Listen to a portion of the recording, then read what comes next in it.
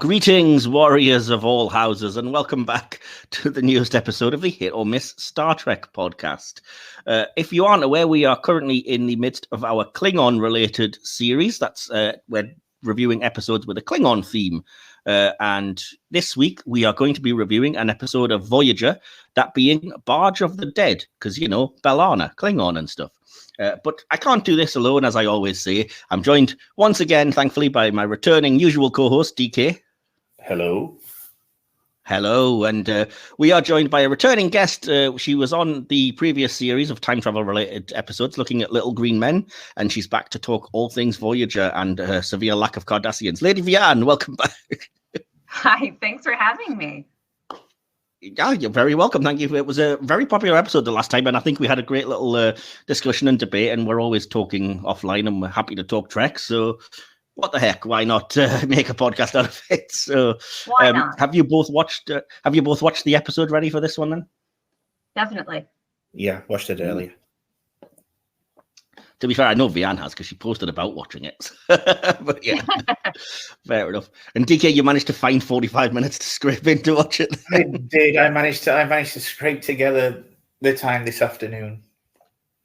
That's good. Well, at least it was only a single episode. So, yeah. Well, as I said, if you are unfamiliar with the podcast, I always tend to just go over quickly what it is. Basically, we break down into little sections, starting with a getting to know you, then the infamous hit or miss section that gives the podcast its name, and then the main episode review, audience responses, and our own conclusions, and score out of 5 Starfleet Deltas.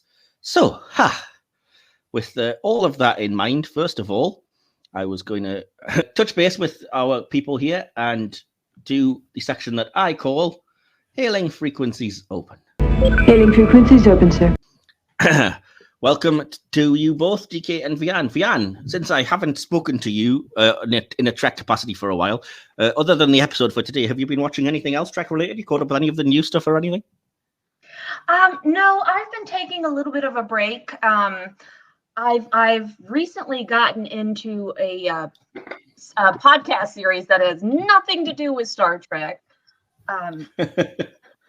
And so my routine now is, instead of watching Star Trek or something while I'm doing things, I go to work and I come home and I take care of the animals and I go to the gym or do my exercise, and then I make a cocktail. I play classic Dr. Mario on my Super Nintendo, and I listen to this podcast, and then I fall asleep. So, no time for Star Trek. Living the life.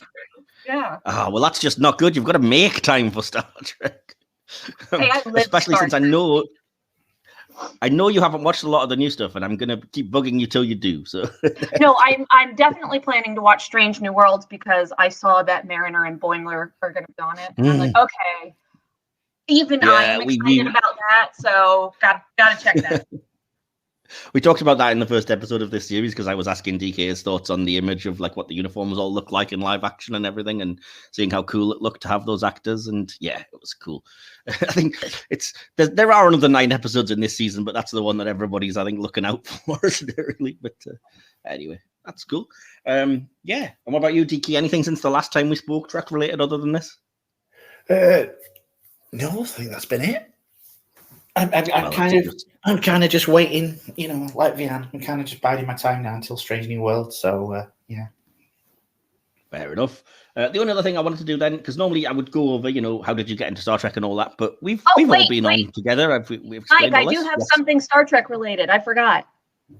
Okay. I want to shout this out here. Captain Ed from Twitter sent me a goodie box this week of a Cardassian pistol, a Cardassian pad, and a Cardassian tricorder that he had, he 3D printed and painted and sent to me. Oh, cool. So I do have some new Star Trek swag.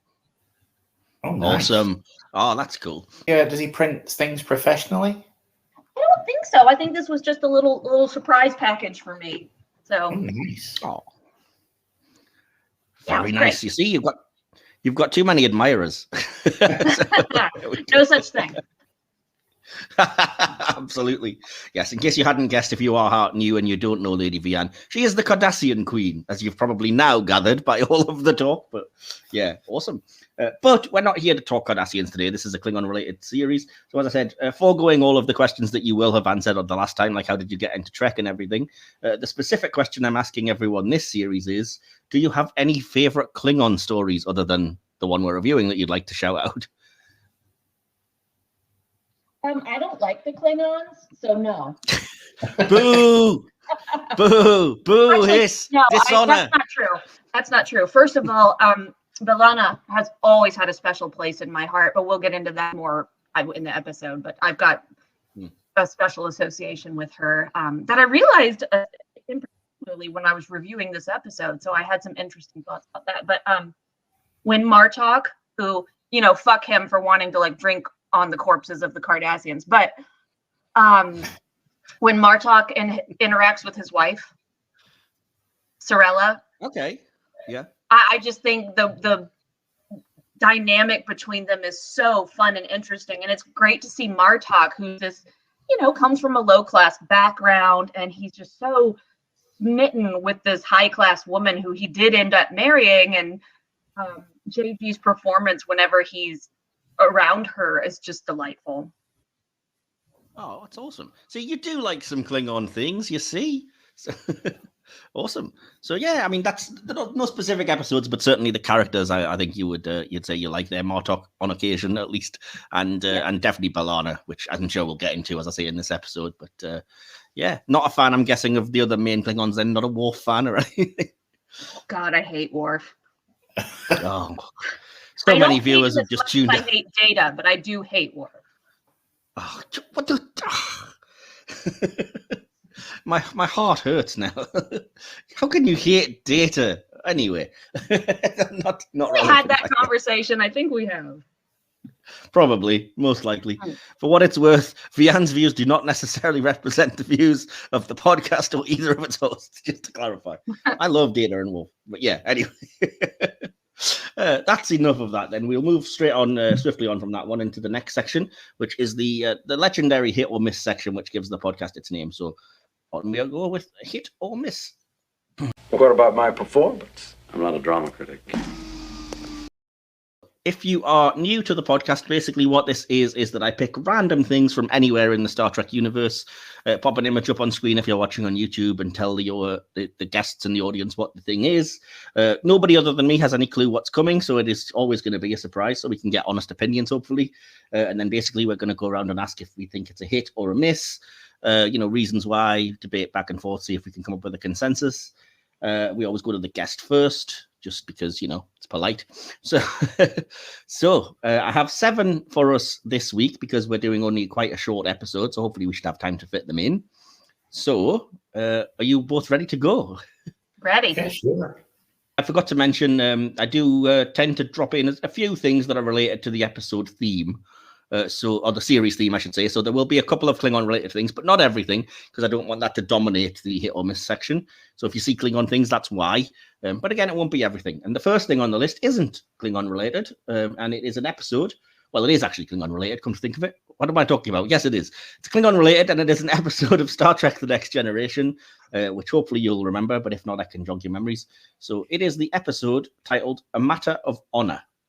And Vian, I'll come to you first. Do you think this episode is a hit or a miss? Jog my memory. What's A Matter of Honor is the second season episode in which there's a sort of a cultural exchange situation. Riker ends up on a Klingon ship, and a Klingon ends up as the first officer of the Enterprise.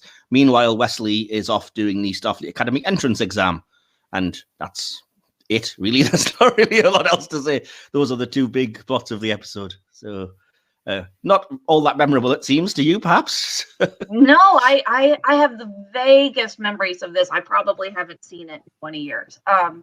Wow. So I'm going to say, just in terms of concept, it sounds like a hit. I mean, it sounds like at least it's on the target. I can understand what they were probably going for, but without having watched it recently, I can't say if they were successful or not. Yeah, there are a few other things notable in the episode. I think it's the introduction, maybe, of the Benzites, or at least one of the first appearances. The guys with the weird breathing apparatus thing. I think that's what they called. Yeah, and as I said, the subplot is pretty cool with Wesley and the Academy entrance exam thing, but it doesn't have any place in the episode, which is a really cool version of like making a Klingon fit in, and then Riker having to fit in on a Klingon ship and learn all about their ways and everything, which is pretty cool. But yeah, so anyway, DK, has that jogged your mind anymore? Would you say this is a hit or a miss? I remember quite liking this when it aired, although Riker back then, no, I don't think he'd last 2 minutes on that damn ship. And again, we've got the interesting perspective of, we're teaching 4 students how to get in the Starfleet. Let's set the building on fire. Yeah. So you do remember. When you look at it that way, it comes across as a very Lower Decks kind of plot line. I kind of like it. Yeah, I was intrigued by the Benzites. Yeah, I'm going to go soft hit. Awesome. I think it's a hit. I liked the exploration of how different the Klingons can be, and all of the stuff about Riker learning that they don't sleep in comfort, and the food as it is like live worms and stuff. And it was the first time I really remember getting that sense of culture shock of like, wow, this is such a different species, but they aren't treated with disdain or like an enemy or anything like that. And likewise, the Klingon that's on the Enterprise has to kind of adjust, and they try to make him welcome in a Klingon way, and he wants to live the human way. And as you said, I do like the, even though it's very reminiscent of that short trek we didn't like, the kind of, we're going to test you, so let's just put you in a horrible, hazardous situation. Yeah. I still kind of did like it because I liked the characterization and, the 4 kind of younger cadets. I even don't mind Wesley Crusher. I know a lot of people do. But so for me, I'm going to say hit. So in either case, that means that, 3 hits. So we're going to say the episode's a hit. So... Let me see then. We're moving on to the next one. The next one is something that'll probably be a little bit more responsive. Certainly it's going to get a happier response, I'm assuming, out of at least one of you. It's a character. It's a Voyager character. So hit or miss the character of Seska. Vian, as the guest, we're coming to you first. You know what I'm going to say. I fucking love Seska. Oh my God. She's one of my favorite Surprise. Yeah. Well, I think first of all, Martha Hackett does a wonderful, wonderful job with the material she's given.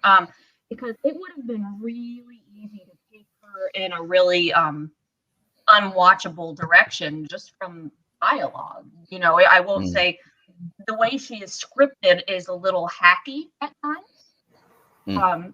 But I think Martha takes that and really runs with it and makes it to a point where she's believable, because she's not, I would argue. And this could have something to do with her being undercover as a Bajoran. And, we learned in Deep Space Nine that some of the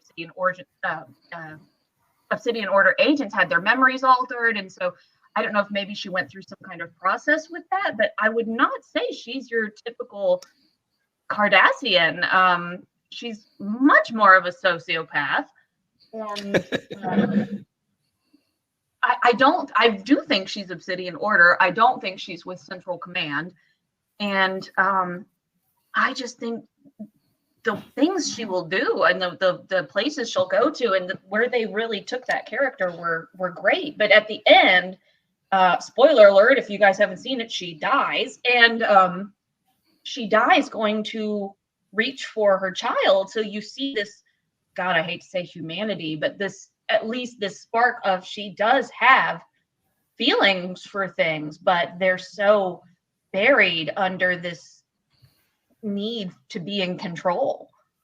I wouldn't say she doesn't have feelings. I'd say the problem is that she feels too strongly, because it's clear that she has like an obsession with Chakotay, which veers on, it kind of swiftly veers from love into hate or the opposite sides of the same coin to just, like I said, pure obsession with this man, that she's got to, have her way with him, and she's got to best him. And yeah, it's just, it was super weird to see, but that's kind of how I read the character in terms of, I don't really ascribe Cardassian things to her or any other racist things. I just see her as being a rather typical woman obsessed trope, which can be worrying at times and can be very problematic. in a kind of Fatal Attraction kind of way. But as you said, I think is elevated by Martha Hackett kind of playing that very well and playing that villain part well, and not playing it as a victim or even as evil necessarily. Because, like you said, there is a lot of signs that she does care about things. So yeah, anyway, that's enough for me. So are you saying hit or miss anyway, Vian, for the character? Oh, hit for sure. Of course. DK, thoughts from you then? Oh, definitely a hit. As Vian said, Martha Hackett knocked it out of the park. At times with material, it was very Days of Our Lives kind of thing. And yeah, you're not wrong. Yeah, frankly, she just deserves a promotion for, sleeping with Chakotay, because god damn it. Yeah. I dare you. Man, I'm sure they're sitting there at night listening to Akuchi Moya. Got real bad real fast. So yeah, and if you started talking to her about boxing, I'd have just flushed the bastard out of the airlock. Yeah. So your vendetta against that single episode of Voyager is verging on the humorous now. Yes, I'm almost tempted to stick it in as a review just to see how angry you can get. I might be ill that week. Yeah. I think Seska was defense, I would also be ill that week. Yeah, me too, to be honest. It's just an hour of dead air, and it would still be better than the episode itself. Oh, bless. Okay, the late great Ray Walston was in it. I don't understand why we make fun of Threshold when that episode exists. Yeah, fair enough. I'll back that up 100%. I'm not getting involved in that debate, because as soon as I say anything one way or the other, Threshold is absurd, but it's entertaining. It's that a is fun just episode. Yeah, I agree. That's like Valium for your eyes. The fight.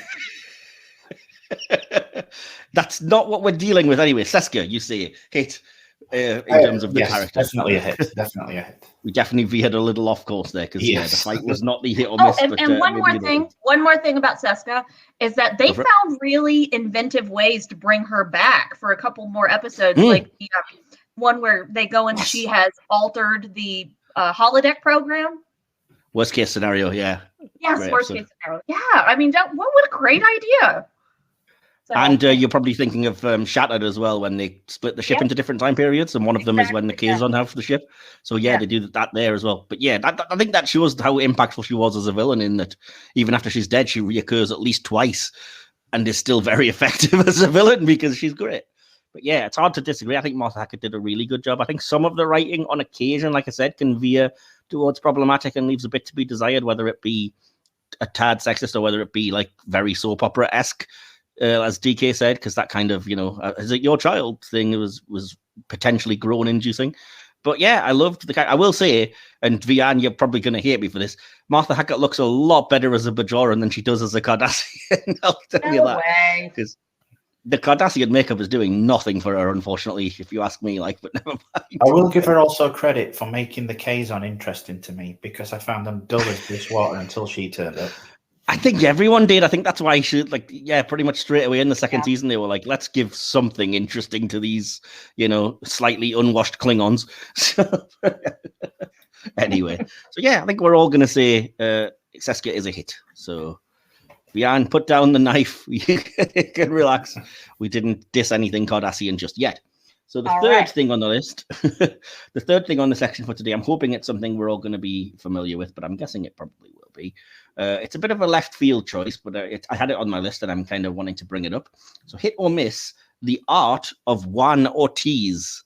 And if you need me to explain further, do say. But Vian, what do you think? Hit or miss?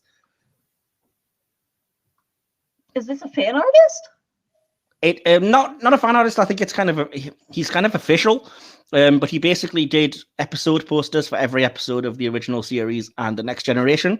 They're officially licensed and everything, and I have a book of all the Next Gen ones, all 170 odd, whatever it is, in episode poster form. And, you can I've seen a lot of Trek fans that have his art sort of as framed pieces on the wall and stuff, including myself. I've got a mirror one framed in my house, which I'll probably put an image of on the episode. But yeah, I mean, I couldn't really find anything other than just a few random examples to put on screen for us on YouTube here, because I'd be here forever, because there are like hundreds. But it's so weird because he does very expressionistic, I guess perhaps would be the word, versions of the episode in poster form. And I love personally the way that they're very imaginative, but they get the point across. They're evocative. But yeah, if you haven't seen any, if you get a chance to look up Juan Ortiz, that's JUAN ORTIZ or Z, and yeah, just look up Juan Ortiz and Star Trek. I feel like I've probably seen some of them just looking at the ones that you have here. And, I'm not going to knock an artist because obviously he, got talent and vision. I would say it's not my cup of tea. Okay, fair enough. But then again, like I said, there are so dang many that there's probably going to be at least one or two amongst the 200 odd that he's done that you might think like, I like what he's done there. It's quite imaginative or something. But okay, you're not fond of the examples that we have on screen, maybe is the best way to put it. That's fair enough. What about you, DK? Are you familiar with Juan Ortiz? I am. I do like his kind of minimalist style. I've not seen, I'll be honest, I've not seen the majority of his Next Generation posters, but being a TOS nerd, I have seen those, and obviously some are better than others, but I do like his style. Yes, it's going to be a hit from me. I do like his Trouble with Tribbles one. Remind me what that one is. It's the Enterprise towards the bottom left of the picture, and it looks like a bunch of bubbles following it. It's oh yes, I remember now. Yeah, I do recall that. But yeah, I love. Obviously, I'm going to say a hit, but I love the fact that they're not just your average, like, cut and paste an image of the ship or the characters or whatever type thing. The way he incorporates themes of the episode or parts of the episode into the poster to make it cool or to make it a bit different. Like, for example, on screen, you can see the one for the City on the Edge of Forever, which is in the silhouette of the Joan Collins character, but her hair is like the stars. So it kind of it alludes to those sort of themes of the episode in a very real way. And there's quite a few like that. There's a few where he uses the shape of the Enterprise to represent something else in different cool ways, which are completely escaping me right now, of course, as I try to think. But yeah, and the one he uses a Klingon D7 in the style of a knife that's just plunging into a planet. So yeah, lots of really cool sort of out there work, and I absolutely love them. I do recommend checking them out. And even if there's only one or two that you like, you can always find them and admire them or purchase them as prints or posters. So yeah, 2 hits and 1 kind of miss, we're going to say. So still going to say a hit overall. So yeah, I just wanted to shout him out. I thought it would be an interesting thing to put on the section instead of always doing the same characters and episodes and things. I'll say his Enemy Within poster is actually better and more entertaining than the episode. What's that one again? Remind me. It's just got like kind of 2 really stylized Shatners, and they're kind of facing off against each other. It's very, very nice design. I like that. Awesome. Next thing on the list is another Vian special. It's a character that I'm probably going to have to explain for at least DK who this is, but I'm guessing Vian might know. From Deep Space Nine, it's a Cardassian character, and I believe the pronunciation is Corinas. Corinas, maybe. Vian, do you know who she is? And would you say hit or miss? She's Obsidian Order. She's an agent that was sent to check in on things. So let's see. Was this from the one with the prophecy and the 3 snakes and? No. Or is that no? That's a different Order agent. I do know who she is. She only has, I think, 2 scenes, and as far as Obsidian Order agent goes, she's low tier, I would assume, being put on this kind of thing without being. I don't know. She's in charge of an entire base of new class ships. Well, in the sense that she's front and center, as opposed to pulling the strings in the background, which is, I think, what most Order agents would aspire to. So, no, she's a perfectly fine character. Cool. Just She's not to in jog the your top memory, 10 Cardassians, but I like her. No, I didn't think she would be. But yeah, in case anybody does need reminding, this is from the episode Defiant from DS9, and she is the Obsidian Order agent that is basically tasked with trying to find Thomas Riker and stop him, who has captured the Defiant, and he's trying to unveil this secret Cardassian Keldon class ship fleet yard type thing that he knows that they have going on. And in the end, she fails miserably because he does expose them. So not a victory, shall we say, for her, but, an interesting character, I thought, and notable, which is the other thing that brought her to my attention, notable because she's played by the same actress who plays Rachel Garrett, Captain of the Enterprise C. So, Yeah, very different. Yeah, you would never be able to tell given the Cardassian makeup, I think. But it's interesting that it's the same performer. So yeah, DK. Anyway, would you say hit or a miss? Well, as anybody that's listened to Trek of Mine will know, complete shocker. My memory isn't the best when it comes to just general knowledge. So thank you for that little reminder. I still don't really remember. I can remember the Thomas Riker thing. She doesn't stand out for me, but I don't really have any opinion on this one way or the other because I honestly just cannot remember the episode whatsoever. Right, that's fine. I will say a soft hit simply because when her image appeared on the screen, I did not want to punch the screen in. So I presume I actually liked the character. Yeah, I'm going to say the same soft hit. It's a shame she didn't get more to do, and I didn't like that, she was portrayed as such a failure. But, it's Trisha O'Neill at the end of the day, and she was really good, and I wanted to see more of the character, which has got to be a good sign. So I'm also going to go soft hit, and I think we can all say hit for that bizarre, obscure character that I decided to pick because, I think we've done most of the major Cardassians in the section. I didn't want to bring any more up again, so... related to that, anyway. You didn't want to bring up certain ones for me to eviscerate? No, because I know you wouldn't want to do that, did you, Kat? So, I know, I'm just teasing. So, yeah, related to that, and sort of that plot anyway, the next thing is a ship, and it's Cardassian. So, hit or miss the Cardassian Kazon class. Vian, I don't even know why I'm doing this, but what do you think? Hit or miss? As far as Cardassian ships go, it's not a bad one. Personally, I like their architecture, but I think their ships tend to be pretty ugly. So, interior, nice. I'm a fan. Exterior,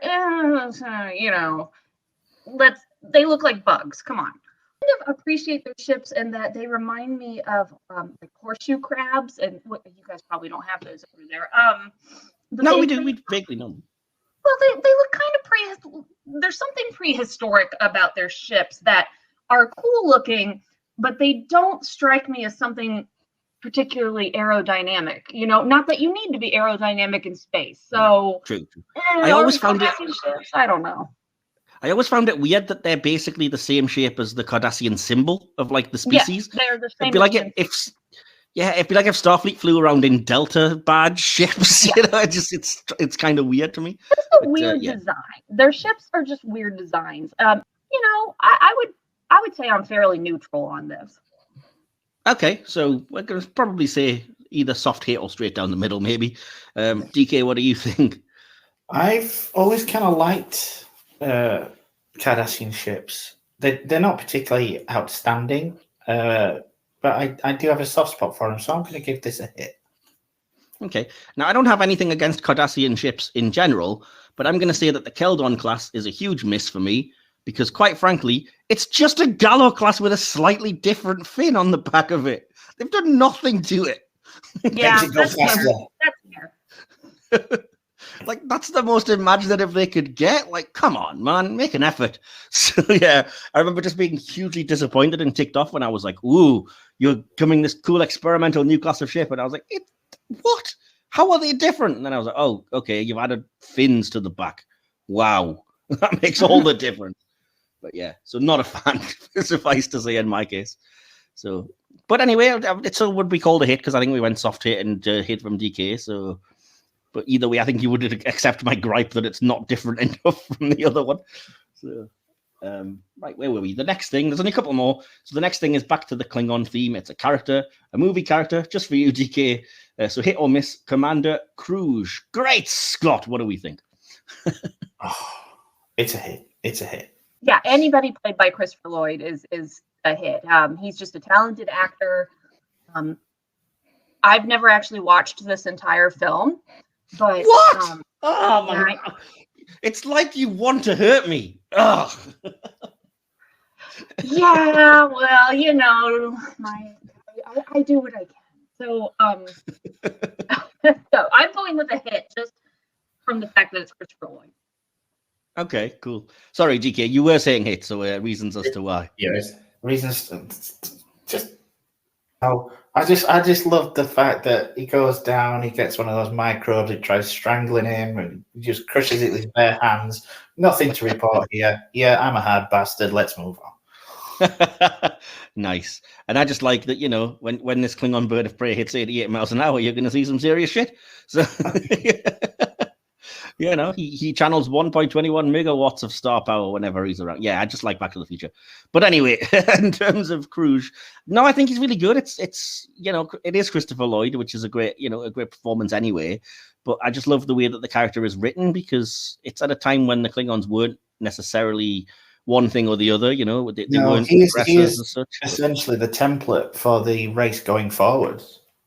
Yeah, in a lot of ways, absolutely. But it's also, like I said, he maintains, in a way, I think he's kind of a precursor to the likes of the Duras sisters, in that the Klingons as a whole aren't, sworn enemies at war with us, but the odd one of them can still be a vengeful bastard, effectively. And, spoiler alert, but his killing of Kirk's son still really hits home and gets me very emotional. Sorry, Vian, if you hadn't reached that part of the film. I know what happened. But so no, I think he's really, and even his last fight, his end fight with Kirk, I think in that movie is really good. So yeah, fantastic character, great performance. I just like that he's so obstinate. Kirk says, "Yeah, what about him? No, why? Because you wish it." Yeah, exactly. Absolutely. One last one for today, then, and it's Klingon related again. So, and it is another ship because I do like my ships. Apologies, Will, if you're listening. So, from the Kelvin timeline, hit or miss to the Klingon D4 Bird of Prey. Vian, we're going to come to you first.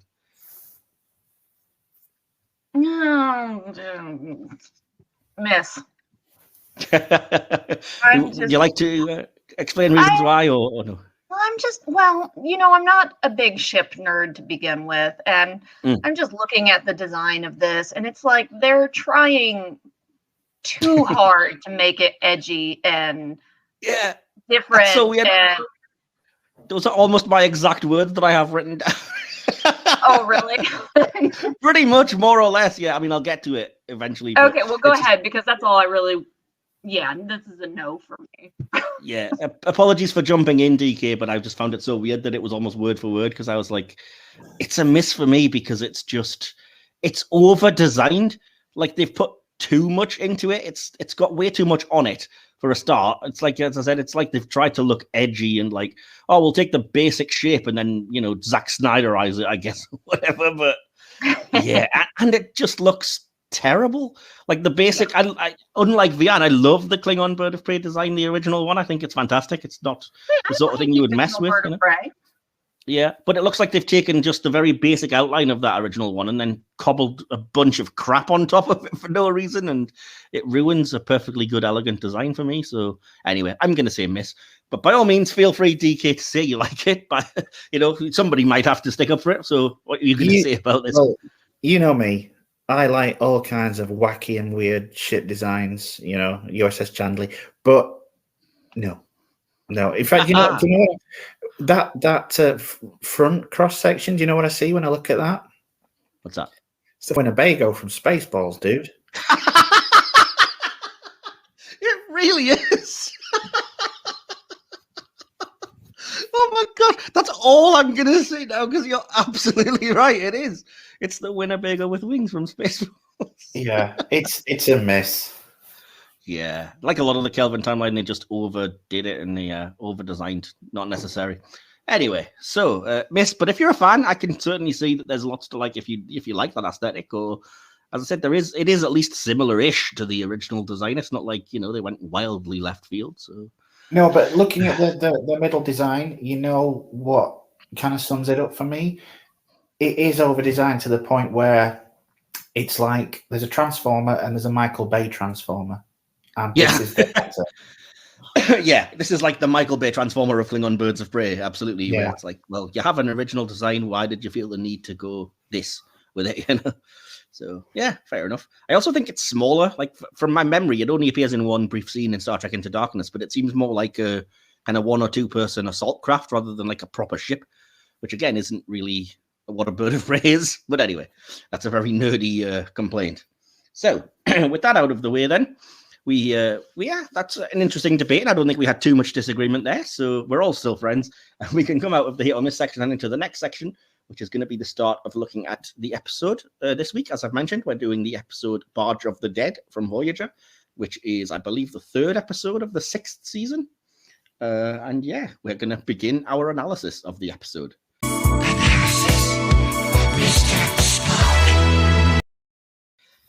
So, before I jump in with any, because I have a little bit of a behind-the-scenes information, do either of you have any spoiler-free initial thoughts on the episode before I do that?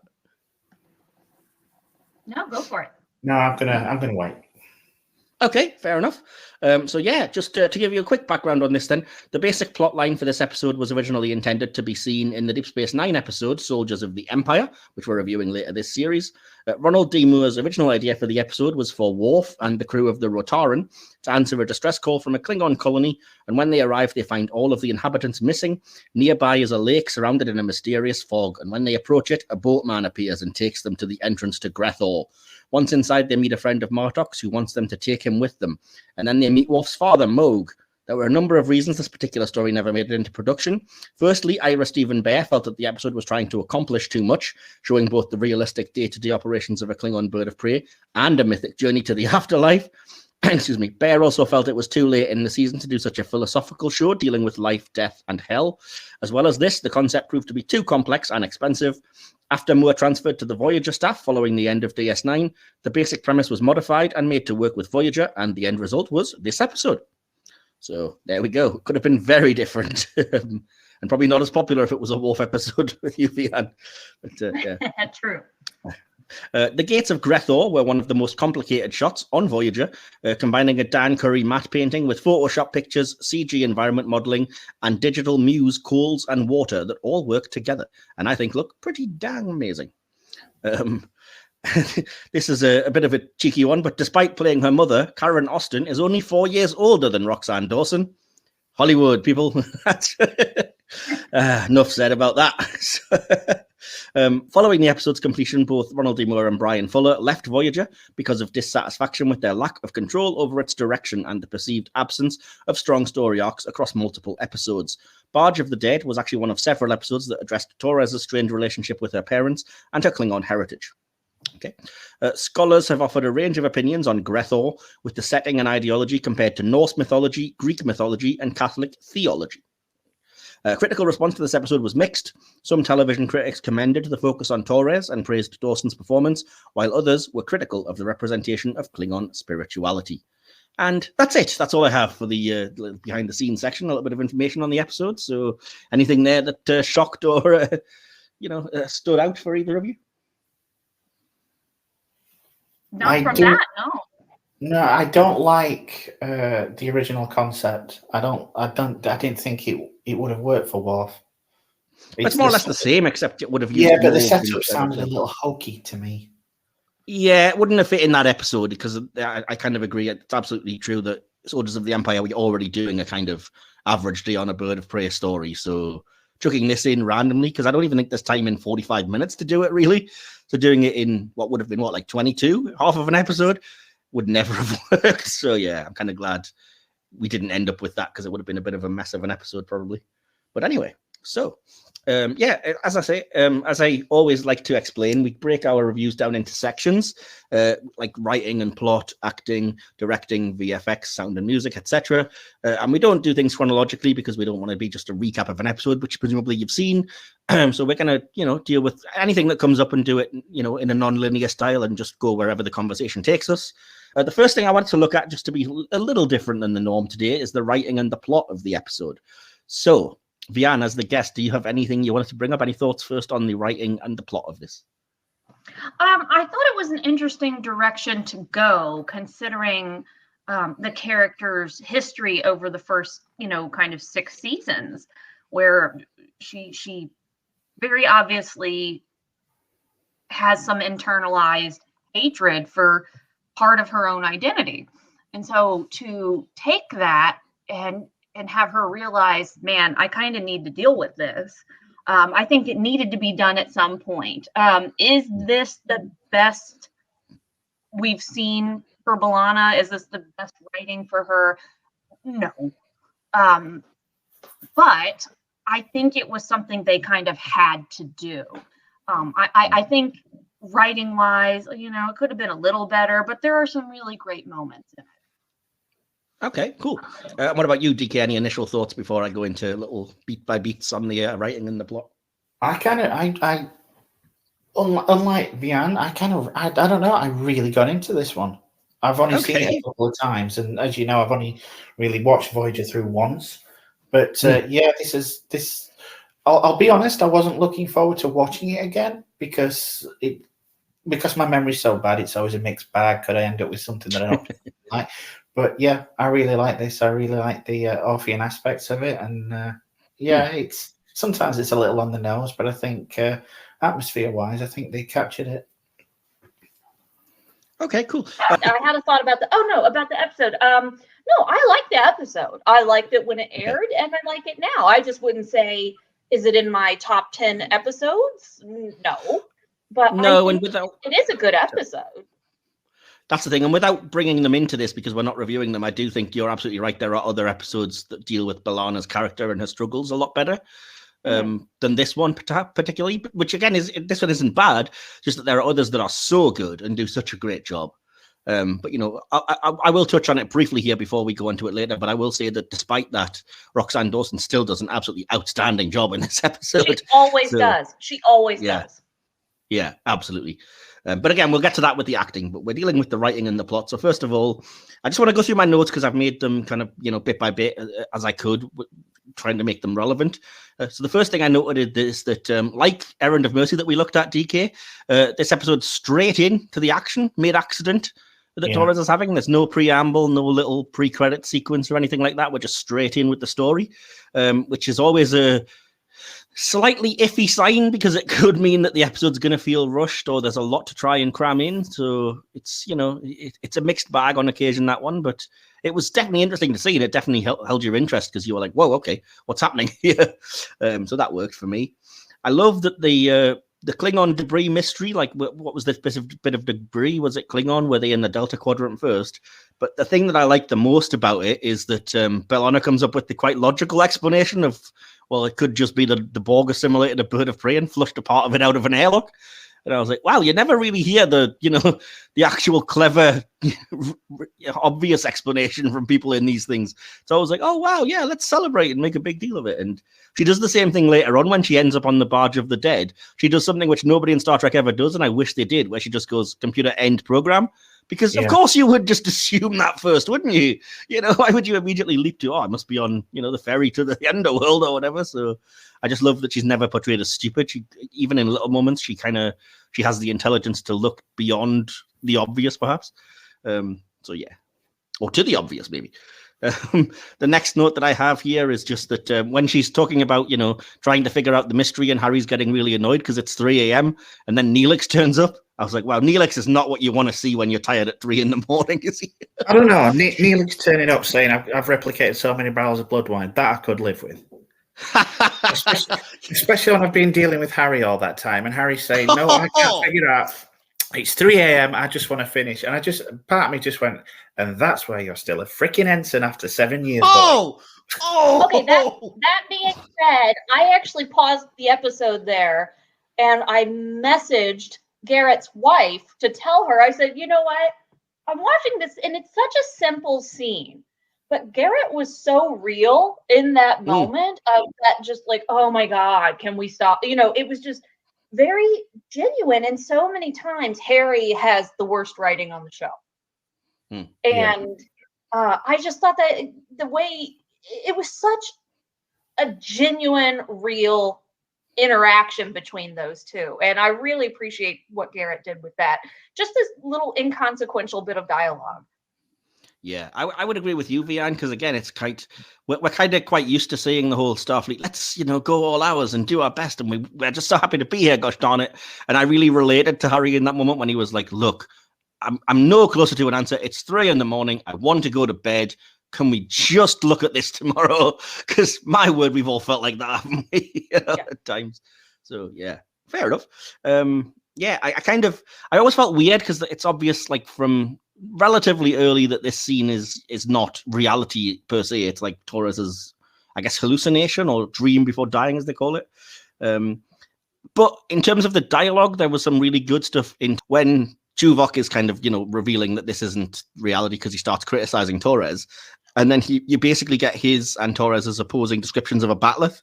And I think it's really telling that that's like, it's not very subtle, but it's her metaphor for kind of Klingons themselves when she says like the Klingons, it's clumsy and it's overly gaudy and overstated. Absolutely. So I was like, wow, that's really clever to do, because you're talking about one thing, you're dealing with something else entirely, and I like writing like that, subtext or whatever, metaphor. So yeah.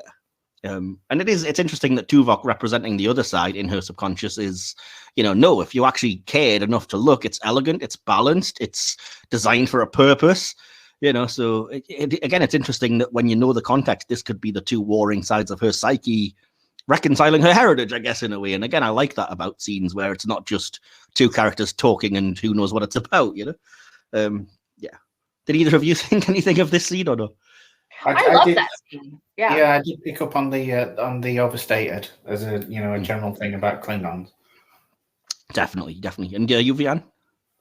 Well, see, I don't know when I would get into this, so I'll just bring it up now. Is that I was born and raised in the American South, and I, for a long time, tried to deny that aspect of who I was. And well, it's not really the South because it's the northern part of the South, and then it's this and that, and I don't have an accent and this and all that, and Southerners are stupid, and so I kind of relate to this struggle she has, and this seeing an aspect of your own culture and going, well, yeah, it's stupid, it's clunky, it's and that's like me going, oh yeah, they're hicks, they're rednecks, they're this, and denying other parts. That's something that's a part of you is more dynamic than just that, and that she can't see that yet.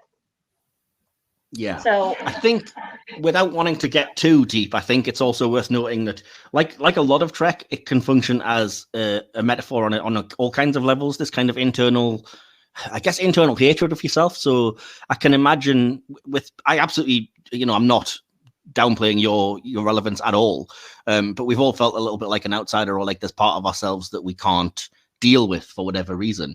And it's perhaps worth mentioning, as we record in Pride Month, that there might be ways that people who are LGBTQ might represent, I've got this internal struggle because maybe I don't want to be this way, but it is how I am, and I've got to learn to accept it. Or maybe I blame part of the way that I am for a parent or a family member abandoning me, like Bellana does.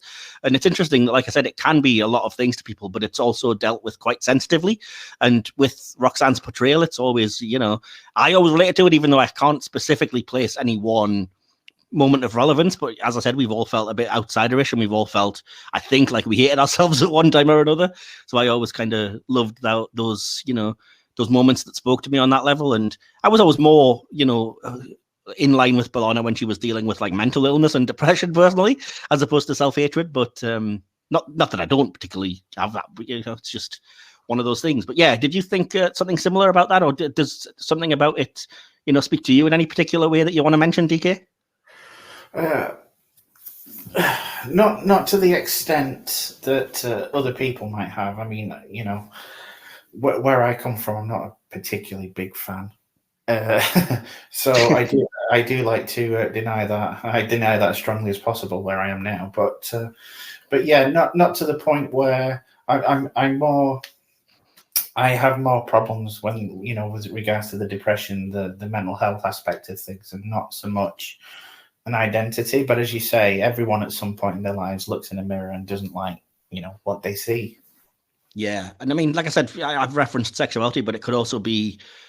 Although we're not remotely qualified to talk about this, it could be like a race thing. Maybe maybe somebody doesn't like the race they are, or again, in a similar way, blames that for being ostracized or not liked by certain people or family members or whatever. So, it functions on that level really well and doesn't, disregard, I think, any of it. So it's interesting to me. But yeah, your kind of specific example, Vian, is an interesting one because it means that you can latch on even more precisely and kind of relate, I think, even harder with the key character with Bellana. So yeah, did you have anything else in the episode that spoke to that particularly? Well, it was interesting to go back and watch. Of course, I've watched it as an adult, but when it aired, I was a teenager, and I think I related more to just her. I was a very angry, go figure. I was a very angry teenager, and I think I related. I just thought she spoke to me on that level.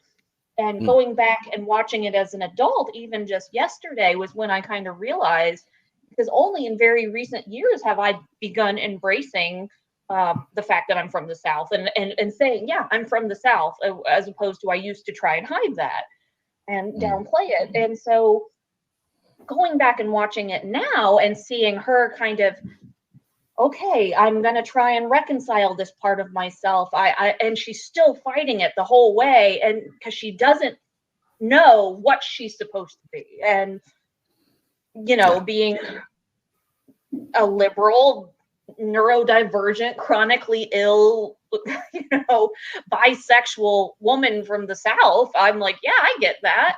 I'm not articulating it particularly well. No, I think you are. Honestly. No, I think you absolutely are. Because like you said, we're all multitudes and there's different things that it could respond to in different ways or different strengths. And for me, it comes down to the crux of the episode, which is explained in the end in that really fantastic scene. Because the thing that I related to the most is just, what do you want me to be? Am I not being the perfect child, the perfect co-worker, the perfect friend, the perfect lover? And it's like, we've got to have all felt that pressure at some time in our lives. And I definitely have really strongly felt like I'm not being a good enough, son to my parents, or a good enough sibling to my siblings, or a good enough friend to my friends, or etc. Especially if you've come up in abuse, as I did. And it's like, to this day, I'm almost 40 years old, and I'll still have the, wow, I am just never going to be enough for you feelings towards certain people, Yeah. So it's insidious, but it is, and it does come down to a lot of it does come down to a lot of that self-loathing and learning to kind of love at least aspects of yourself. And it's an interesting thing to explore in a sci-fi context. So yeah, brilliant. I'll lighten the mood then and say that the next thing I wanted to shout out is just a line, because I thought it was really funny, and I hope I'm not stealing anybody's favorite line. But I did love it when the doctor's explaining the situation to 7 of 9, and he sort of says, it's Klingons, think Kapla, think long live the Empire. And he just says, think again.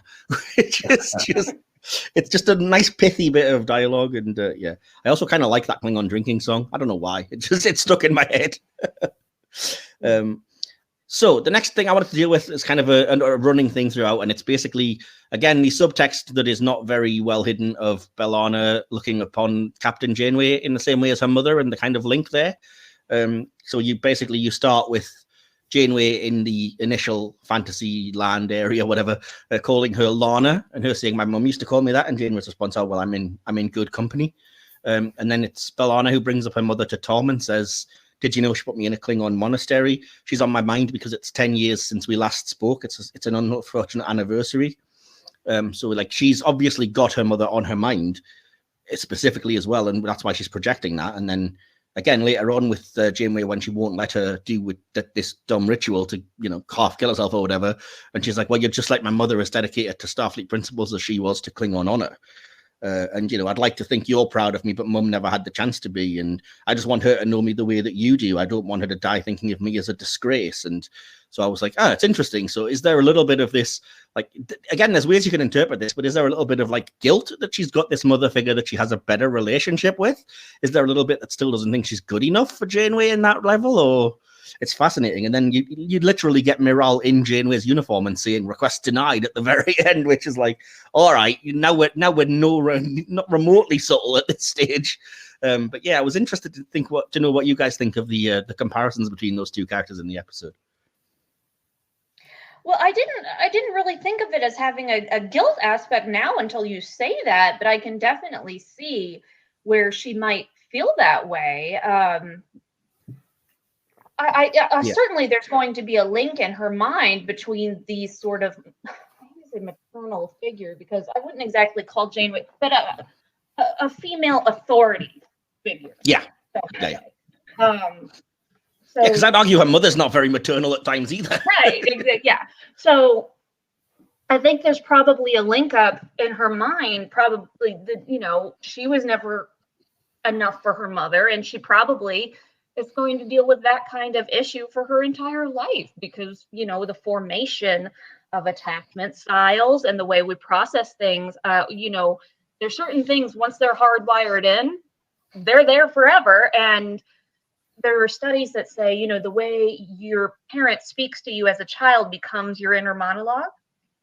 Yeah. And you can learn to deal with it, but it never goes away. And so I'm sure there are aspects of her that feels like she's not enough for Janeway either. She's not enough for, well, they frankly all but say that later on, about being the perfect person. And, we see this strive for perfection in 7 of 9 in a totally different way. But I think it's something that a lot of people and a lot of women in particular deal with. So to see the way that Bellana deals with that pressure versus the way 7 of 9 deals with that pressure and drive is really interesting. Yeah, I mean, this wasn't really an episode where 7 had any purpose really or anything to do, to the point that I kind of really resented when it felt very almost comically shoehorned in when she was like, Bellana was having to live with how she felt, and it was always, oh, well, you keep me to one side even though you claim to love me from Tom, and you claim to want your job, but you were always arguing or whatever, and then randomly you just get 7 of 9 was like, yeah, and you don't listen to my ideas about engineering. I was like, really? I mean, come on, I know you've got to involve every character, but that's so stupid on the grand scheme of all these great mythic things that he's dealing with. And then it's like, yeah, and listen to me at work. Like, that is so petty and pathetic, really. But yeah, maybe that was just me that didn't like that, but I really responded negatively to that one. But yeah, but no, I mean, related to what you were saying about like, not feeling good enough for her mom and being a disappointment, even the actual script of the episode or the kind of central theme of, oh, this scroll says that she's now condemned entirely because of me. So it is literally my fault. It's the sins of the parents or of the child is reflected in the parents. And that's why I've done it. And now I have to be the one to go and save her. And I was kind of like, that is so messed up, really, when you think about it. Like, it's not your responsibility at all. And yeah, it's a Klingon culture thing. And that's what they're using, what they're the writers are feeding from here. But it's so messed up. No, I agree. Yeah. So it's an interesting universal thing that is explored in this episode with the sci-fi lens. What about you, DK? You've been very quiet. Any thoughts on that from you? It's interesting. I watched this with another person, and that other person also has not spoke to their mother in over 10 years. Okay. And wow. Okay. I can tell you it absolutely is guilt on the part of Bellana. It was pointed out to me by the person I was watching it with, because even though the reason this person hasn't spoke is entirely in the other person, they still feel a massive sense of guilt in that if only they could have done a bit more, maybe things would have been different. So, yeah, I think you're always going to think that. Yeah, definitely. Yeah, it did add obviously an extra layer because I haven't lived that experience. So yeah, I'm not sure if that's what caused this to be a very powerful episode to me. But it was. I know a lot of people have said it over the years, but I never really picked up on how much of a maternal figure Janeway is to the crew on Voyager. And to certain ones more than others, but yeah, definitely. Yeah, definitely, yeah. But it wasn't until this episode that kind of hit home for me, because the person I was watching it with also sees Janeway as that maternal kind of figure, because when they were going through their own problems, they had Star Trek to fall back on, and they saw Janeway as that not idealized mother figure, but a close figure to what they had done, reality. I think, I can't necessarily relate to that. I definitely see that being the case, and I'm a huge fan of Voyager, and I certainly see that. But for me, the stronger version of that, as I've explained in the past, was always seeing Picard as a paternal figure. So I kind of relate to it. Like when I was going through a tough time and having struggles with my parents and not talking to my dad, I kind of latched onto that character and to Patrick Stewart's portrayal. So I can definitely see where that might happen. And as I said, that's interesting that it's imitating life. It could be the age thing, yeah, because I was similar. But I mean, I was kind of similar with Kirk. Yes, my paternal figure was a sleazy bastard, but yes. Yeah, fair enough. Awesome. So let's see. Any other thoughts, Vian, from you about any of this stuff, or would you rather not talk about it? It's getting very deep all of a sudden. We're getting very psychological into this. So yeah. Well, I don't know. Well, no, we'll continue. Fair enough. The one thing I did want to say is this is part of the episode that bugged me, and I don't want it to get bogged down into a discussion about, theology or religion or whatever. But I kind of hated that they paid the lip service to this thing about Janeway saying, "I'm not going to let you do this," and then B'Elanna trying to snap back with, "Oh, so you're repressing my freedom of worship or whatever," and Janeway, "Oh, would you? I wouldn't let somebody sacrifice a child. That's an absurd example." And I was like, this is such a strong and powerful debate, and you're giving it 3 minutes in the middle of an episode and doing a really bad job of it as well, really poorly handling it. So I kind of wish it wasn't in the episode, because it just, to me, it rang incredibly hollow and didn't really, it didn't have any purpose other than the writers sort of saying, yeah, we know this is perhaps something we need to mention. And I didn't think it was dealt with well at all, which, it could make an episode within itself, and it would be, controversial potentially, but yeah. So did you guys have a similar thoughts or opposing thoughts to me on that one? It didn't create an adverse reaction in me as it obviously did in you. I can see that they did brush it off quite. My general negative feeling about this story is it didn't have long enough to explore it. Yeah. I'll just kind of, and I mean a lot of the aspects of this episode. So probably get to it later. But yeah, I could have done with this being a two-parter, and they could have explored a lot of these things a lot better.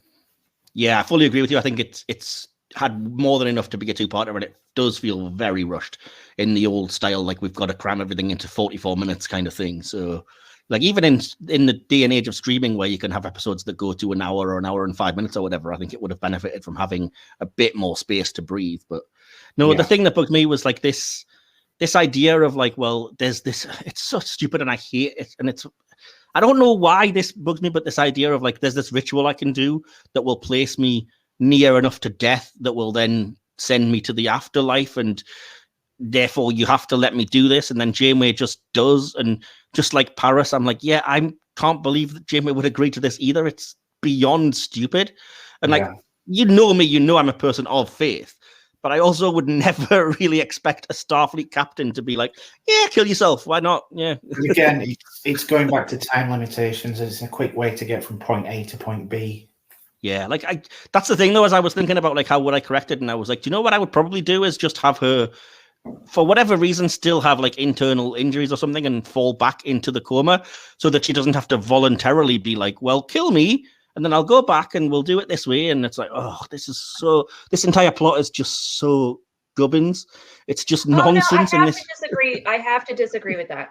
I think it was vital that she do this willingly and not just conveniently was still injured. I think that is an important aspect to the act of what she is doing. I think I agree with you in terms of it's important that but you get that anyway, that she's willing to do the transference thing.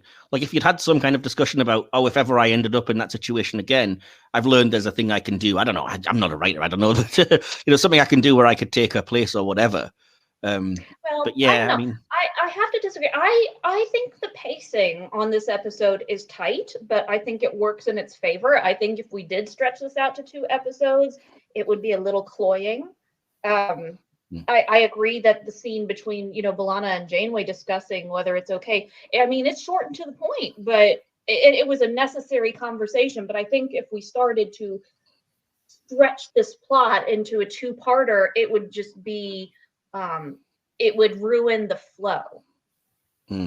I can definitely see how that might be a complaint for sure. And yeah, it might well be the case, but I just think there were things that needed longer to explore that really weren't. And that was one of them for me, not just because I didn't like that the actual debate itself wasn't really given other than lip service, but just I didn't personally believe that Janeway would be turned around so quickly. Don't get me wrong, I was affected by B'Elanna's speech of, as I mentioned earlier, oh, I just want my mum to be as proud of me as you are, and I've grown so much and everything. But I was it makes Janeway look like a sucker when she's just oh, you've wooed me over. Okay, kill yourself.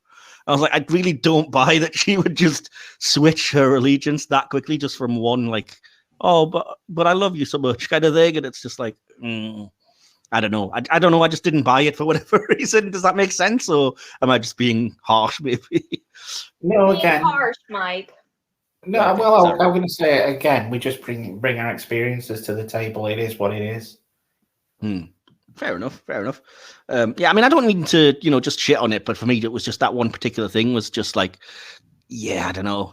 I wasn't comfortable with it for whatever reason. Anyway, having said that, I do like, I do like the conflict scene when she actually ends up back on the barge. So the whole scene between Bellana and Morale, when they actually keep arguing, and then, she even says we're still having the same fight we had, even though we're now heading toward the afterlife, basically. Yeah. Again, sorry to try and be humorous for a second, but I wrote in my notes, I was a little bit confused because when Tuvok appears again, he knocks her into, and I was like, is it a limbo state or is it hell? Oh, wait, Neelix is here. It's definitely hell. Hey! Not cool, Mike. Not cool. I had to, and then additionally, the doctor says he's doing opera. Oh, yeah, you're definitely in hell. Yeah, I think that was the implication. I'm just joking. I love everyone, really. I know. Neelix was just taking her along to the viewing gallery and making her sit through the fight for eternity. Oh, good Lord. Let it go. So we know what your version of a nightmare hell would be. Just being forced to watch that episode on loop for the rest of your life. Well, at least this way, I'd get some peace in eternity. I'd be asleep all the time. That's true. No, but I do like as well that as much as I complain that there's not really enough time and the episode's very abrupt, and it does very much end abruptly with Torres kind of waking up from this and hugging Janeway, and then we're done. There's not even like a decompress or a debriefing about what happened moment. But I do think it's good that the episode at least acknowledges that with Bellana, because when she does kind of come to accept everything, they actually say, okay, you've taken the first step of your journey. And I was like, good. So you don't immediately be like, and now you're cured, because that's not how life works. So I'm kind of pleased they didn't do that. And for whatever reason, it always stuck in my head that her mother says, we'll see each other again in Sto-Vo-Kor or when you get home. Because I was like, I'm kind of annoyed that we never got payoff from that, because that's one of many reasons why I was annoyed that Voyager got back on like the last shot of the series, because I was like, there's so many things to explore with everyone's family and stuff, and how did they deal with this? And yeah, so it's kind of annoying that we still don't actually know if her mother even is dead or not, really. We just know that she named her daughter after her. Point of contention. I think that was the proper way for Voyager to end, because everybody can go with their own theory of what happens to the crew now. And we're not stuck with, and Chakotay and 7 of 9 got married, and then this person did this, and this person did that, and there was it's open to interpretation what happens next. So you say that, but we now know it's for pocketbooks.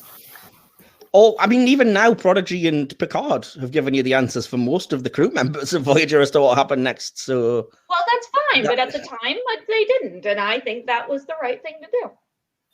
Okay, I like the ambiguity that was it her actual mother? For it carried it on for a little while. Yeah, I mean, I think I do for this episode, but then again, it's because I am so emotionally connected to that journey of Bellana's. I don't even think it's so much that I'm, that railing too much about how Voyager ended. It's just like I'd like a follow-up now to sort of see how we're going with that and how Bellana's doing. And she's one of the only Voyager characters that we haven't really seen anything of. And we got a brief mention in Prodigy that she helped construct the proto drive or whatever, or maybe the Dauntless's drive, I don't know. But that's it. That's all we know, really. And I'm like, I want to see, how is she getting on? Perhaps it's just testament to how well that character was played, like written and especially played, that I want to see more of her. But yeah, I'll just leave that there. So, because the next thing I want to deal with was the acting. So again, Vian, as the guest, will come to you first. And what did you have to say about the acting, as if we don't know already, I think, for the most part. But yeah, what did you think? I think Roxann's a wonderful, wonderful actress. I can't think off the top of my head of a single scene from the series that I watched her in that I was like, wow, she played that wrong. And I have to say, overall, of all the different main casts, I think Voyager has the most solid main cast in terms of acting. and just being very natural. And I think her acting in this was especially good because so often we see B'Elanna, she has two modes. She has science and she has anger. And those are her modes. And we see her in those. And this one, we see her kind of slipping. And this, I'm always fascinated by episodes of TV that make me feel like I'm watching theater. And the scene on the ship, not all of the scenes on the ship, but I was very cognizant that it was a set. And that's not necessarily a bad thing. On the barge, for sure, I would say the same thing. It was very much like, that's what I meant, on the barge, on that ship. On the barge. So the scene towards the end where, you know, the Klingons are there, her mother's there, but the Voyager's crew is also there, and she's swinging the batleth around. And it felt very much like I was watching theater in the round. And I love that about this episode. And I do think this is a standout performance by Roxann, but she's always good. Yeah, definitely. I can't disagree with anything you just said. I would just second it all. So yeah. What about you, DK, then? Yeah, it's I think Roxann was absolutely fantastic in this.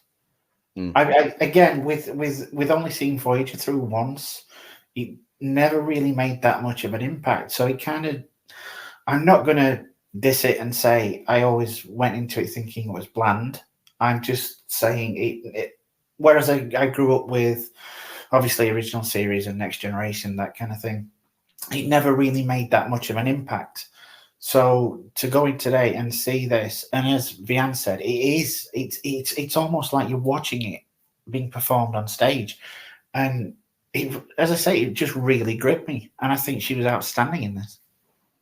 Yeah, and yeah, I mean, I think your thoughts are probably in line with a lot of people's when it comes to Voyager, because I think a lot of people did dismiss it, or a lot of people might have watched it once and just not connected with it because of, I don't know, maybe it was franchise fatigue, or maybe they were just very, a lot of people very obsessed over DS9, so they might have, planted their flag with that one. And I think that's a shame, because I think there's a lot in Voyager to love, and I would, implore anyone to go back and watch it again. And B'Elanna's definitely a highlight for me. This isn't my favorite performance of hers. That would probably be the episode Extreme Risk, which I love, but this is very close to as good as that, I think. And I think, Roxann was fantastic. I have a few acting notes about that specifically. First of all, I do love when she's playing the kind of sarky, funny but dark. So, like, you've got a concussion, that's the best thing that's happened to me all day. It's the kind of typical, like, for whatever reason, these are the kinds of women I respond to when they're kind of self-effacing and a little bit, dark humor. Or when it's so telling when she's like, if you join in with this, I'll rip out your tongue. And then Paris saying, well, there's not a lot of Klingon in you. Well, I inherited the forehead and the bad attitude, but that's all. But, it's the portrayal of that struggle by the actress. That's the way she looks beyond engineering, or the specific line when she says to her mother, like, that really hit home. Oh, the same way you drove away my father. I was like, oh, that's... Yeah, that would have been so easy to go soap opera with, and yet it was very like a knife to the heart, Yeah. Where was I going here? Oh, and that was the other thing when, B'Elanna's very in denial of where she is, and there's no Fettler and no Cavern of Despair, and then they just say, well, yeah, but have you truly ever been happy here? And that is a really good, that she's portraying that sort of sense of sadness, I guess, very well. But plays the desperation so much better when, like I said, she's like, tell me what to do, what do you want me to be?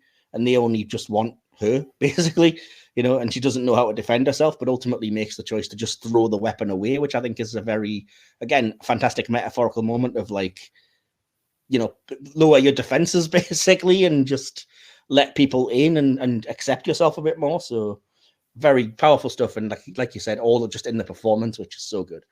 But what did either of you guys think of Kate Mulgrew in the episode then? It's funny, as you were speaking, I was just thinking of how radiant Kate is whenever she's on screen. Especially when she smiles. I was thinking of the early scene where she, like, I only have one B'Elanna Torres. I don't want to lose her. And I know Kate can be kind of polarizing. I know Janeway as a character can be kind of polarizing. Thank you, misogyny.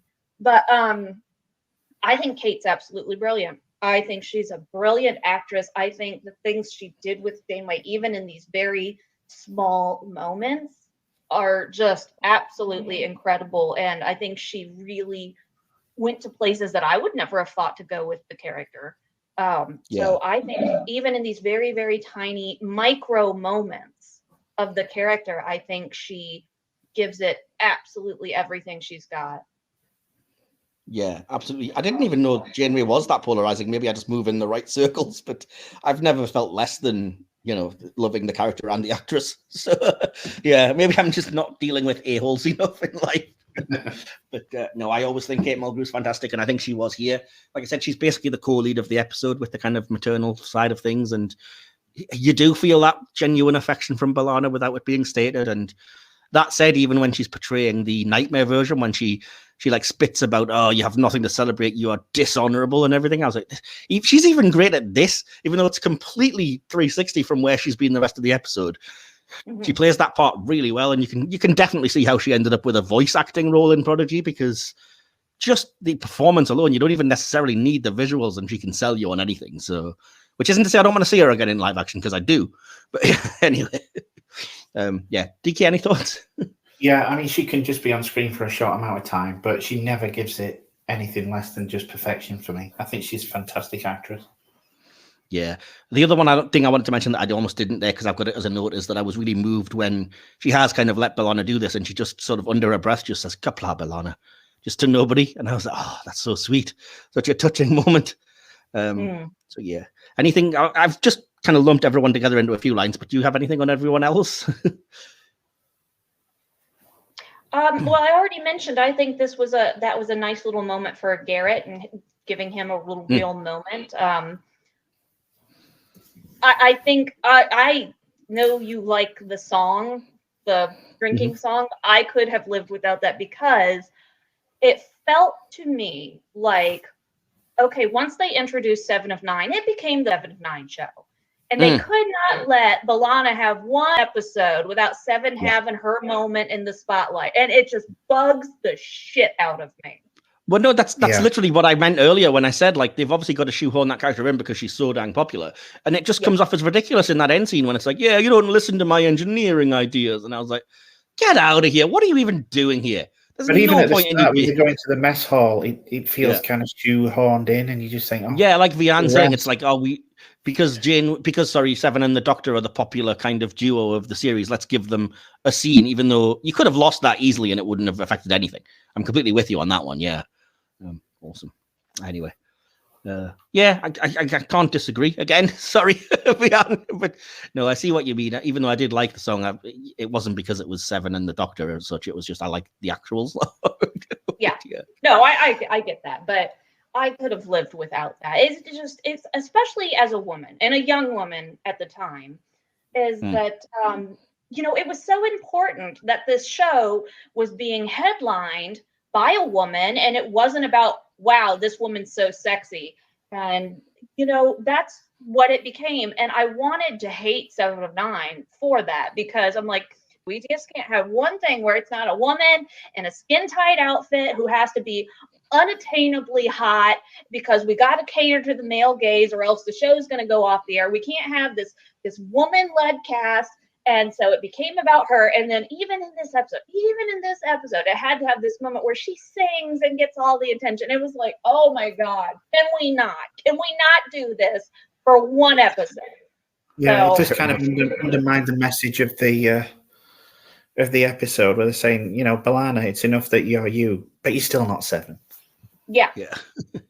Yeah, I will say it, having said that though, watching this now back after having watched all of Picard and especially season 3, it's incredible how just differently Jerry Ryan plays that character. I said it during our review, but it's astounding to me that it's still so believably the same character and yet so different by the end of Picard. And it's like she's grown so much into that role. And my word, watching back, I have even more respect for the actual dues they've given that character and the decent writing and acting that they've actually developed her into something more than just, as you said, male gaze incarnate in that season. So yeah, go watch season 3 of Picard if you haven't. It's pretty good. Beyond that, I just said the same. I think I liked Robert McNeil in this episode because I kind of related people might disagree with me on this, but I kind of relate it to Tom just trying really hard, bless him. And like he was willing to learn all about Klingon culture and everything. But he, B'Elanna claims she just didn't have the time or, whatever. But I think they have really great chemistry as well. Robbie and Roxann as a couple, for whatever reason. I believe them. And I think I could be wrong, but I have a feeling they were setting up B'Elanna and Harry to be a thing early in the series until that chemistry quite clearly shone between Paris and Torres. And then they were like, "Oh, let's explore this in the writing, perhaps." So, yeah, just random thoughts for me about that one. Yeah, I agree with everything you just said. And I also think poor Robbie is another one with Paris that is criminally underrated. I mean, I'm going to go back to Threshold for a second. Yes, it's a ridiculous episode and we all have a good laugh, but let's be real. His performance in that episode is great. And he does not get enough props for just being this very steady character and very real performances. Yeah, definitely. I love that character. I mean, even that, just in that passing, character is, I think his relationships are the strengths of the show, whether it be with B'Elanna or his friendship with Harry. And that's, I kind of love, like I said, that character when he gets, but even when he gets like a chance to shine, like in 30 days, when you give him some depth, it's there. So I kind of like that in this episode. In terms of, Tim Russ appears mainly out of character as Tuvok, so there's not a lot to say except serviceable job, I guess. I've forgotten the name of the actress, but the actress who plays Miral I thought was good, but I didn't love how harsh she was at first. With, like I said, with feeling sad for B'Elanna and this whole like not feeling enough or doing enough, and then her mother's immediately like, "Well, you've changed, but not enough. You'll never really be, you're not honorable. You can't do the Klingon thing." And I was like, "Oh man, I can understand why you haven't spoken to this bitch for 10 years, honestly." Cause, but at least she does change toward the end, and you could get the complete turnaround of, even though she'd rather not cheat her way into Sto-Vo-Kor, she doesn't want B'Elanna to sacrifice herself for her, so she clearly still cares on some level, which was nice to see. And that's all I have on the other actors. But do either of you have anything else? DK, what about you? No, I've not really got any other notes. Most of my notes were pretty much on Roxann. That's it. Yeah, that makes sense. So are you both happy for me to move on to direction? Not that I have a lot, but little bits here. Yeah, sure.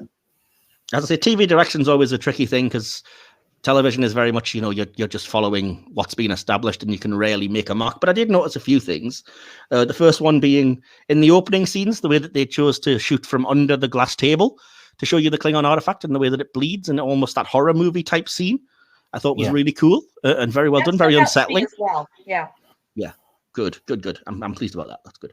The way that even in the Tuvok scene, it kind of pans up from the meditating candle, and then it goes all kind of woozy and dreams-like as soon as we've revealed that it's not reality, which is, it's a trope, but it's cool. It's nice that it happens. When the slow-mo hit, I thought, oh my God, they've entered Zack Snyder's space. Oh, that's twice we've dissed Zack Snyder on this episode. We're going to lose subscribers. Yeah, I love that. I love that Janeway's speech went really trippy, and then the Klingon warrior kind of just appeared to slay them all. I was like, ooh. I did think it was really well done. It was really atmospheric, that little scene. I agree. And it was unsettling when B'Elanna woke up on the Barge, not the band, the actual Barge of the Dead. The first question is, well, who's Johnny? Exactly. Yeah, I like the idea of the cool siren things, but I do think that was one thing that they just couldn't, for whatever reason. I don't know if they just didn't have the budget or it wasn't very well realized, but it was very, the shrieking eels from The Princess Bride were more convincing. But yeah, I like the attempt at horror, and I like that in reality everything's kind of smoother and clearer. And even little sort of, I'm not sure if you would class this as direction, but like set design pieces, like the cups having Klingon symbols on them, or the way that the barge has the Klingon symbology and the like a snake design cool on it. And then the thing that I'd never noticed before that I was immediately like, oh, I've got to pause and make sure I've seen that, was that on the gates of Gre'thor, the Klingon symbol is upside down. And I was like, that is genius. How have I never noticed that before? Because, the whole upside down crucifix is the opposite kind of thing. And I was like, oh, genius. I love what you did there. And I do like that, the second time she ends up on the barge, they have B'Elanna in the Klingon outfit as opposed to the Starfleet uniform because, I don't know, thematically it makes sense. Maybe, I don't know, maybe Roxann just looks good in the outfit. Who knows? I also like the fact that they didn't try and feel the need to show her cleavage. Yeah, they didn't do cleavage with a K, as I mentioned in our Redemption review last week. Yeah. So, yeah, fair enough. Anything on direction from either of you before I move slightly on? Well, I think it was well directed. As I was saying, I did appreciate that shot from below the table. That really stood out to me.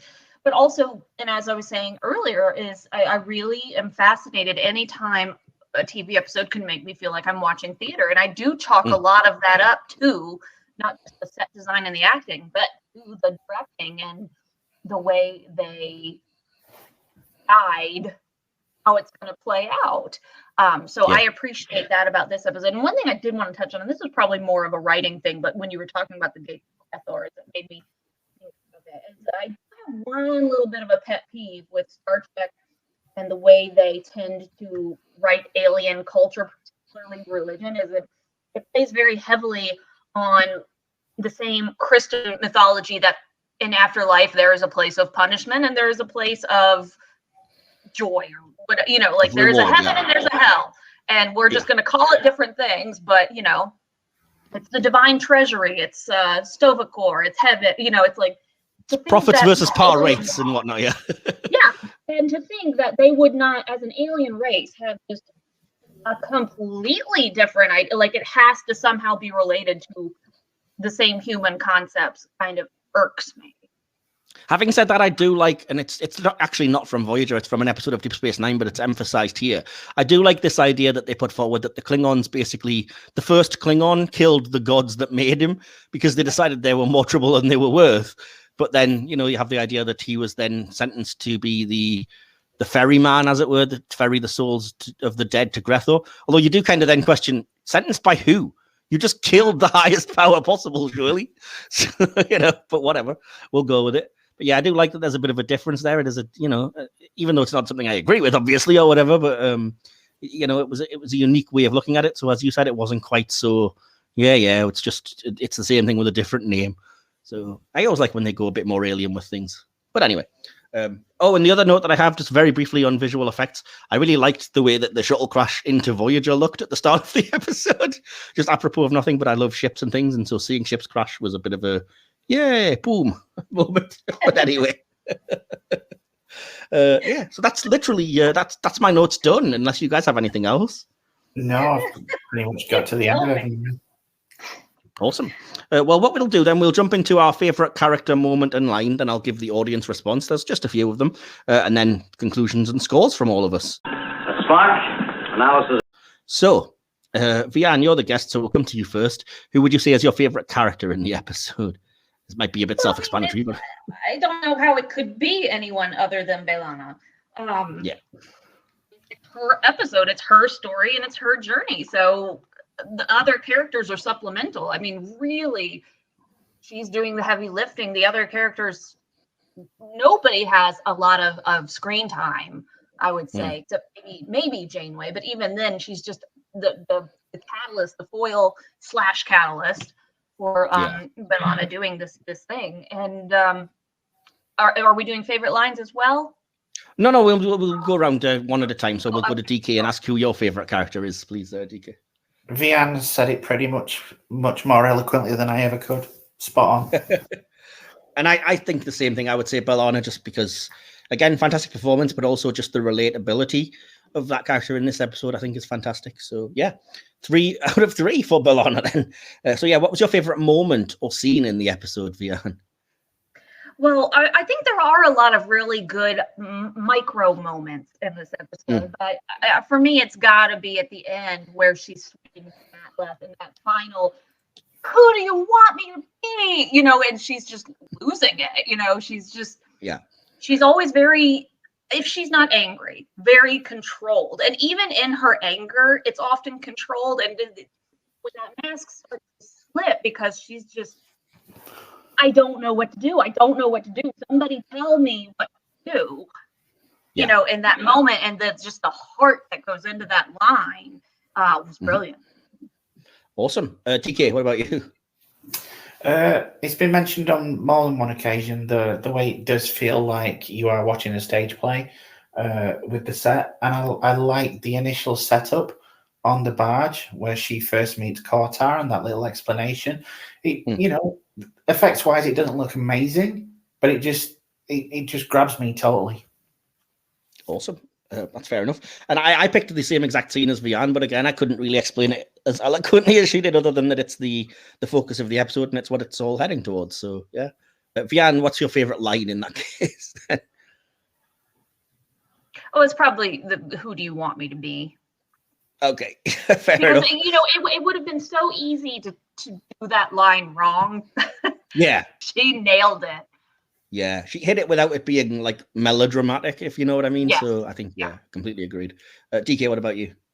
Mine's a little more cheesy. It's the part where Neelix tries speaking in Klingon, and Torres says, he said, "Eat this or he'll force it down the gullet of your corpse." And Neelix says, "No offense." "Oh, none taken." Oh, that is a great moment. Fair enough. Weird choice, but I like it. Okay. Okay, mine was just this exchange, which was, what do you want? Who are you asking? You, Kalis, the Tooth Fairy, anybody who will tell me what I am supposed to do. Because I was like, that sums up the entire episode, that it is, at its crux, it doesn't really spell this out for you, but it is Bellana kind of looking anywhere for answers and for a way to be, I guess. So I kind of love that line. And, I don't say it as dismissive. I see it as like, I'm really trying here, So I'm going to move on then, because we have a little bit, like I said, of audience response, which I like to be geeky and call subspace communications. Incoming transmission.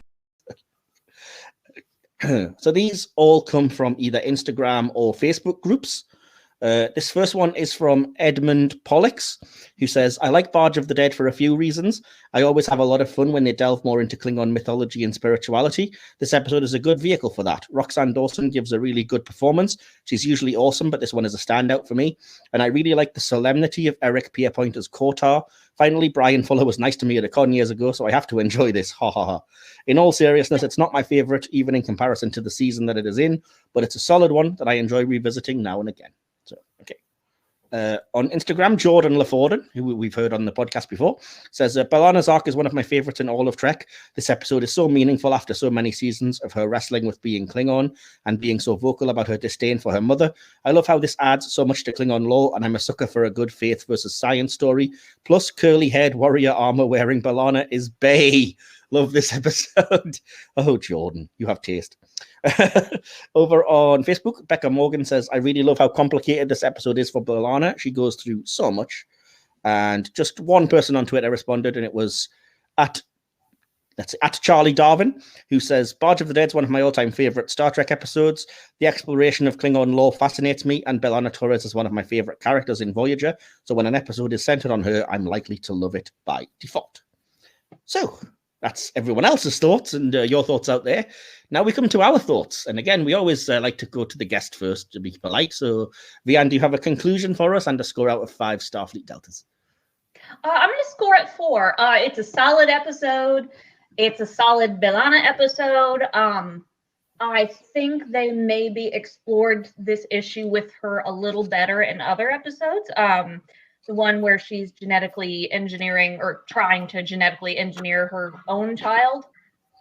Prophecy. I think Lineage, I think is that one. Actually. Lineage. Yeah. Lineage. Yeah. But that being said, I love Science Bellana. I loved Prototype, and I particularly loved Dreadnought. Yes. So I think I like the application of her as the scientist a little more. Again, I'm not super interested in Klingons and Klingon culture, but I do think she's a great character. I think this is a solid episode, and it's definitely got a lot of rewatch potential. Yeah, I would also shout out the episode Faces in terms of a good exploration of Bellana's internal struggle when she's literally turned into a human and a Klingon by the Vidians, because, great episode. Very well explored. Anyway, DK, your conclusion and score, please. Star Trek does Dante. An interesting break from your Alien of the Week here. I've always liked the more introspective episodes of Trek. Well, most of them anyway. And this is no exception. We normally view Klingons through the lens of their honor, love of battle, etc. But while not dispensing with those facets of Klingon culture entirely, the focus here is on personal spirituality, and it works. Ronald Moore and Brian Fuller created a really good exploration of the Klingon afterlife, incorporating Orphean elements to construct an ambiguous, atmospheric, and gripping narrative around Torres and the duality of her psyche. Not only this, but they managed to craft some good, emotional, and at times intense scenes featuring the regular cast. Your mileage may vary, of course, but I loved it. In fact, the only reason I'm marking this down is that I feel the ending was a little rushed because I personally, think this could have made a great two-parter. And I'm also giving it 4 out of 5. Okay, awesome. Okay, I'll give you my conclusion again. Apologies if it's long-winded and a bit scripted, but that's how I do it. So I just said it's an episode that asks some big questions, but lacks the time and focus to really explore them. There's more going on under the surface, though. This serves as one of a series of Bellana-centric episodes that all contribute to developing her brilliantly realized character. Underneath all the gubbins, the Klingon geekery, and the technobabble, this, to me, is a story of a person with internalized hatred being forced by outside forces to examine that inner conflict and try to reconcile it. The crux of the episode is when it makes this extremely clear at the end and brings it all into focus. Themes of accepting your heritage, searching for answers through religion, faith versus science, and even psychological exploration are touched upon, and this is to be commended. It's a shame, though, that this story had to be crammed into 44 minutes and accommodate the entire starring cast, because the pacing and some of the ideas really hurt it. A longer episode with a tighter focus on Bellana and a few other relevant characters could have been shooting for perfection. As it is, though, the outstanding acting by Roxann Dawson especially, the breathtaking direction and sets, and the ideas bubbling under the surface are enough to still make this a great, if slightly unsatisfying, classic Trek episode. And I also went with 4 out of 5. So I'm wondering what the average is here. The average is going to be hang on, it's 4 out of 5. If we working out that average, 4, 4, and 4, believe it or not, gives you the average of 4. So yeah, fantastic. That was great. Thank you so much, both of you, for reviewing that episode with me. And 4 out of 5, not a bad score. I don't think it's going to top the leaderboard, but it'll be up there. So fantastic. Have we all had a good time? Yeah. Yeah, I enjoyed it. Yeah, I did too. I think we've had some great, as usual, we had some great conversation and some deeper, explorations out of it. So that was cool. So yeah, thanks for joining us, Vian, for the second time. We really appreciate you being here. Is there any Cardassian series? Well, I've got Romulans on deck first, much to DK's chagrin, but maybe someday. But yeah, no, thanks. Hopefully you will come back and join us again sometime, Vian, because it's always great having you as a guest. And awesome. And where can people find you? Do you want to shout anywhere out on the internet? Oh, I've got the same handle pretty much everywhere. Lady Vean, Vean. And mostly I'm active on Twitter these days, but you'll find me on almost any social media. Awesome. And DK, have you enjoyed being back this ep? I have, yes. Thank you. Awesome. That's fantastic. I believe the next episode we're doing is just you and Will. I'm not on it. So it is, so that should be highly professional. And you're going to be looking at the original series episode, Day of the Dove. We are, yes. Awesome. One of my favorites. I'll say that now. So awesome. And you can always find me and DK's information in the episode descriptions. We have our link trees and a few links there. And as I always say, you can, if you've enjoyed it, you can contribute towards helping us fund the podcast by going and buying us a coffee on Ko-fi or whatever it's called. Links to that are in the description as well. Thanks again to Vian for being a great guest. Thanks to you, DK, for being a great co-host. And join us back for the next episode when we continue our Klingon exploration. And in the meantime, remember, we are Starfleet. Live long and prosper. Live long and prosper. Kapla! You have been listening to the Hit or Miss Star Trek podcast, hosted by Michael Wilson and DK. Created, produced, and edited by Michael Wilson. Additional material produced by DK. Music by Timeless Journey. More information can be found at soundcloud.com/Timeless Journey. The Hit or Miss Star Trek podcast is based on an idea by Michael Wilson and Will Templar. Follow the podcast on Instagram at HoM Star Trek Podcast, or look for the Hit or Miss Star Trek podcast under Facebook groups. Links to all our social media accounts and more are in this episode's description. This podcast is available on YouTube or wherever you get your podcasts. Just look for Silver Screen Hit or Miss Star Trek. This has been a Mike's Podcast production, copyright 2022. Thank you for listening.